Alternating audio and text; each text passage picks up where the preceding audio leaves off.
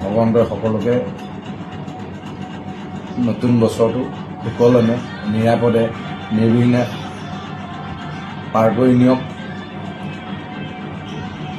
যদিও আহিছে বহাগ, যদিও আহিছে ৰঙালী, তথাপিতো অসমীয়া জাতিৰ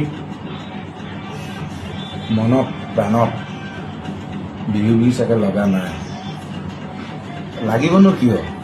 আমাৰ প্ৰাণৰ শিল্পী সকলোৰে মৰমৰ জুবিন গাৰ্গ বিহীন প্ৰথমটো বহাগ হ'ব এইবাৰ। গতিকে সকলোৱে মন ৰিঙা ৰিঙা।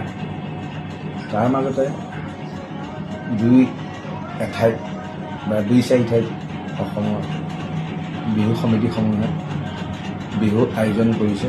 যদিও জাক জমকতা নাথাকে, ৰাতিলে সাংস্কৃতিক সন্ধিয়া, দিনতেই পতাকা উত্তোলন কৰি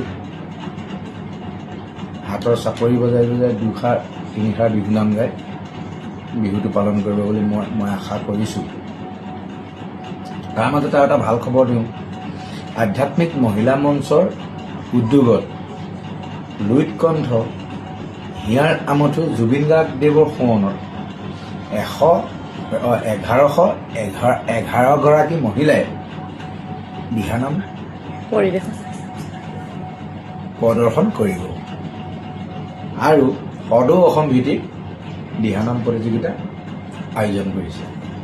স্থান উত্তৰ গুৱাহাটী আউনীআটী সত্ৰ ঐতিহ্য ভৱন। শুনি ভাল লাগিছেনে বাৰু? আহক আমি সকলো এই আধ্যাত্মিক মহিলাসকলৰ লগত আমি একেলগতে থাকি তেখেতসকলে এই কাম কৰিবলৈ যিকণ সুবিধা আমাক দিছে, আমিও সহায় সহযোগিতা কামনা কৰোঁ। আমিও লগত থাকোঁ। আমিতো আছোঁৱেই, আপোনালোকো আহক। আমি কৰজোৰে প্ৰণামেৰে মাতিছোঁ, প্ৰণাম কৰি মাতিছোঁ। আপোনালোক আহক। এই নামৰ অনুষ্ঠানত আপোনালোকে আগভাগ লওক। নামক হৃদয়ত বান্ধি ৰাখক। যি নাম ল'লে কলি যুগত জীৱই মুক্তি পায়, সৎ স্থানত সৎপ্ৰাপ্তি হয়, বৈকুণ্ঠ স্থান পায়। শুদ্ধভাৱে একান্ত চিত্তে আমি ঈশ্বৰৰ নাম লওঁ।